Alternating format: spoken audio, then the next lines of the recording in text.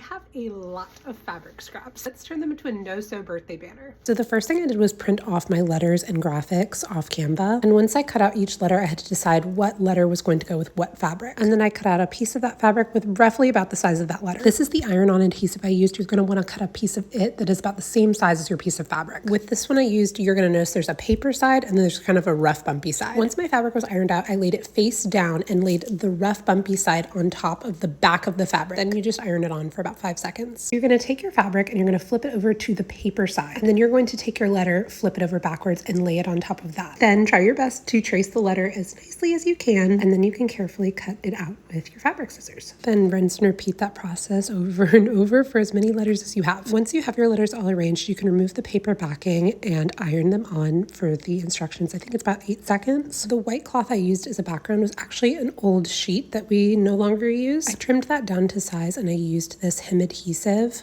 I just folded in all the raw hems and used this instead of sewing. Did not use the hem adhesive all the way from top to bottom. I left about an inch gap at the top to create a lip so I could run a wooden dowel through the top. So once I did that, I drilled some holes in the wooden dowel so I could run some string through so that I could hang this up. And I love how this turned out. I love that we can reuse this every year for our kids. It just has such a fun, my mom made that for me kind of vibe, but I love that. But help me decide, do I have my kids start adding their handprints every year on this banner?